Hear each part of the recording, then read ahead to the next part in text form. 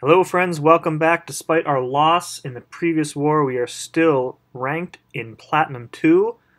Let's get right into it. Today we're taking on 300S, which is an alliance that we faced last season and won. So let's see if we can have a repeat performance.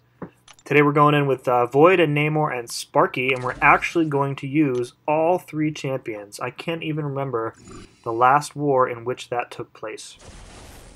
Alright, so first up we have a Wasp on Long Distance Relationship and Buffet.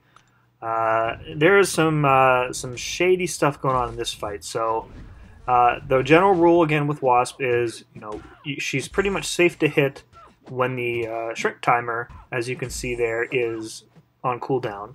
Or so I thought. About 26, 27 hits in here, you're going to see her evade despite the timer still being active. And so what I think is happening here, and I actually opened up a forum post on this, and Kabam has yet to respond to it. Typical, I guess. So what I think is happening is the global node, which is dodge, is triggering her evade, which is fine, but the counterattack and the shock debuff that is placed should not be occurring, because her abilities explicitly state that when she shrinks, counterattack is disabled for 10 seconds. But the dodge tactic, global node, is overriding that, and she can now shrink anytime, anywhere, and give you that shock. So that sucks.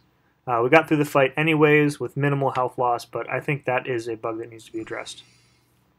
Alright, no mini-boss action today in the first section, so we're up on section 2. This is a King Groot on Recovery, Vigor, Indomitable.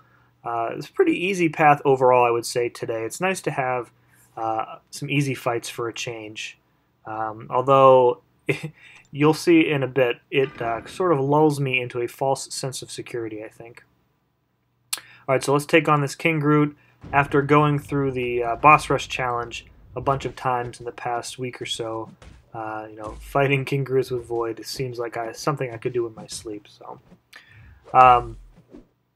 not much new to say about this fight. So, he's going to be eating the debuffs. The Resonate Mastery helps me again in this specific fight because it will work to eat those Fury debuffs a bit quicker. Once I get the Petrifies up and or he is heal blocked, the fight is pretty much over from there. I think I do trigger a permanent heal block there. I was near full health anyways, so the purpose of doing that was really just to keep myself topped off from all of the parry damage that I was going to be taking during this fight. So,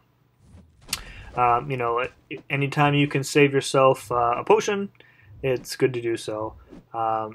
It also kind of serves as a backup plan just in case I take a hit or I have to push him to an S2 because I'm getting backed up into the corner. I'll have that willpower healing available for me the entire fight. So, preparation and, accounting for every possibility or outcome is key, especially in a mode like Alliance War. So, alright, so he's about half dead here. He has been heal blocked for a little bit now, so we're just trying to cycle through the S1s. We placed the S2 on him, get that Dark Sting. He activates the Dark Sting, but I think he eats both of the debuffs. Fear of the Void triggers, and this fight is all but over. A little bit of degen, one more S1, and there we go. Down he goes.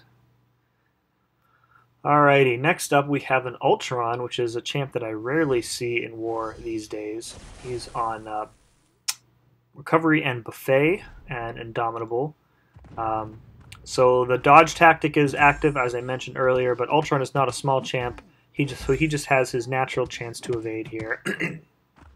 Once I get a few of those, I forget which agility debuffs. That one right there with the little running guy. His evade chance will be significantly weakened, and he has a pretty. It's only every 7 seconds, I think. So I think he does evade a couple times during this fight, but it's really doesn't really cause a problem. Alright, so with Ultron, I really just want to cycle the S1. The S2 isn't as bad. The only danger here is If I go in for a S1 punishment and he dodges that initial medium, that is really the best chance that he has to counterattack me. So there you go. He evaded my S1, so I wasted a little bit of power there, but that's okay. He's already heal blocked, so when he activates his self-repair, it really doesn't matter if I parry stun him to remove it or not. It's not going to heal him. Fear the Void is up, and the fight is just about over. I stun him to lose the connection for the self-repair anyway, and here we're just kind of playing games with him a little bit. Just trying my best not to get screwed by an evade. And there he goes. Down he goes. Alright, next up we have a Sentinel on Buffet, but first we again are stuck waiting for Codex to get out of the way. Out of the way, out of the way. Oh, there we go. Okay, so we got a Sentinel on Buffet. This is pretty much the same fight we saw back in War 2. Again, going to be pretty much just ignoring the analysis charges here. S1, S2, I'll bait whatever. As soon as I get the Petrifies up, plus an extra few debuffs, so I can reverse the Buffet healing, then we'll be in pretty good shape. And I think this fight actually ends with me dodging one of these rockets from his S2, and it instantly kills him, which is it's always very satisfying that when a Dex kills your opponent. So it's one of my favorite things about Buffet. Alright, so another thing I'm remembering about this fight as I'm recording this is that I do accidentally mistime an S2 and take one. It does a decent amount of damage. There you go. So I mistimed the first dash back. It takes off about 25% or so of my health.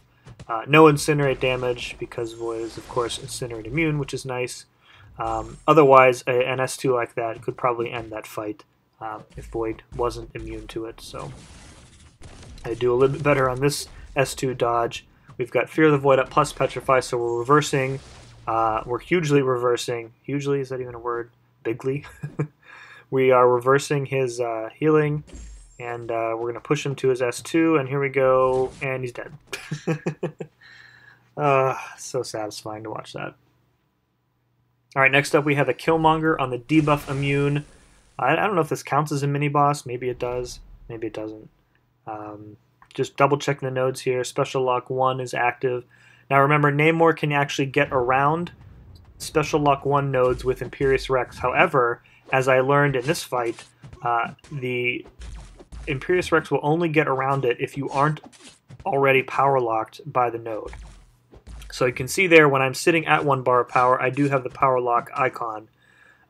So I make the mistake here of just kind of sitting at 1 bar of power for far too long, and eventually when Imperious Rex triggers, it doesn't bring me above that 1 bar of power because I'm locked from the nodes. So I have to remember that for next time. So here you can see Imperious Rex is active, so my power is draining, but I can't really stop and wait during the fight, so I'm just, continually making power as I'm losing it, which is extending the duration of Imperious Rex, and I'm kind of in this weird limbo period. So finally, I drain the whole way, get rid of my outrage. I am aware as I'm fighting this of kind of what happened, so I'm trying to make a more conscious effort to get rid of my special attacks as soon as possible, like I did there. Now, another way kind of Killmonger extends this fight is because of those indestructible charges after his S2. So, 3 out of your next 5 hit combo is going to do no damage. And in a debuff immune fight, you need all the damage you can get.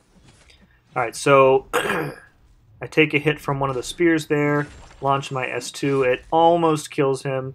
That time you notice Imperious Rex brought me above the Power Lock 1. So that I can launch my specials and finish off the fight. So, lessons learned. I like learning something new, and I'll definitely be keeping that one in mind for the next time. Alright, we're up on Boss Island here. I'm going to be taking this Emma Frost, who is on Counter Tactics and Breakthrough. Going to heal up Void. I considered going in with Sparky, who's probably the better matchup. Better damage, and he has class advantage. However, I'm going to use Sparky on the next fight for Punisher, and I wanted him to be at full health. So I just went in with Void. It probably doesn't matter anyways because I ended up using potions on Void to heal him up for this fight, so it was really 6 or 1/2 dozen. But, you know, I like using Void. He's my favorite champion in the game. So something to be aware of in this fight. So Emma is immune to fatigue debuffs. I think I mentioned this in the last war we had an Emma somewhere on our path. So if she is in diamond form, you need to just be aware of that. So it's a little bit more difficult in matchups against her to get Fear of the Void up. You just kind of have to keep at it, and hopefully the timing works out for you where she's in telepath mode. So once you get Fear of the Void up, it is passive and she can't shrug it off or anything. So once you get it up, it's going to stay up and you'll get that nice damage increase, and you'll still get the decreased time to place additional debuffs after that. So from here we're really just trying to do intercepts where possible, because the counter tactics node pretty much means that if she hits into our block, it's going to do a lot of damage. We're at 46 hits now. I forget what the percentage amount is per hit on the combo for the increase of attack, but it's significant. So we're just trying to get her to dodge back so that we can hit into her block, bring her above a par of power, and then back off to dodge special attack. So I find Emma's S1 not terribly difficult. When I do is I back off and I wait for the text to appear, because the text actually appears before the first hit event of the animation does. So as soon as I see that inverted controls text, I know to swipe forward and then swipe forward again, and then swipe back in order to come back in and counter. So we don't lose too much health there. I don't think I need Void for another fight after this, so happy to get out of there with a W. Alright, so we're going to bring in Sparky to this Punisher fight. This is a fight that I think I should be able to do in my sleep, but I make a really critical mistake here, and it does cost me a death coming up here. So to start off the fight, of course, we're going to use a bunch of dexes to build up poise charges to maximize our damage output. This node also has Limber, and that is really what kind of gets me in the end here. So I don't know if it's 20% Limber. I didn't go back and check. So he gets an S2 at some point here quickly, and I parry him and try to get a heavy off to drain his power, but the parry stun is shrugged off almost immediately, and he just whacks me with that S2. And then I mistime the heavy, and he stuns me, and that is all she wrote. So a really, really poor, embarrassing mistake on my part. So I figured I might need Void or Namor for the Thing boss, maybe, so I figured the best matchup here is to just suck it up, heal up Sparky, and go back in and try not to make the same mistakes again. Just got to be more aware of the Limber node. That combined with the Kinetic Reactor node is kind of what gives this mini-boss node trouble for some people. I also am going to, just in case here, I'm going to pop on an invulnerability boost. And I think I do take a few hits at the beginning here, so it does save me a little bit of life. Alright, so we're going to try and build up some additional poise there. I mistime the dodge and take a combo. Luckily he backs off after 4 hits for some reason. And here we get the intercept. And then we're going to try and dodge this S1. So this is what makes Sparky such a good counter for this fight. So the Kinetic Reactor node ensures that Punisher is going to stay at a bar or two of power for pretty much the whole fight, because his S1 and his S2 have so many hit events that it just generates so much power. So without a way to either power drain him or evade the specials like with Sparky, you're going to end up just spending the whole fight dodging. So that is how the fight should have gone first time. So a bit of a crappy death for me, but nobody's perfect, so that's just the way it goes sometimes. We did come out of here with a win, so this was a solid war effort for us. We had some defenders remaining. I think they only had 1 clear, so we got some extra points. So this should bump us up significantly in the rankings, maybe back to where we were before our last 2 losses, so somewhere around 12 or 14 or 15 maybe. That's about it. So thanks for watching, and we'll see you next time.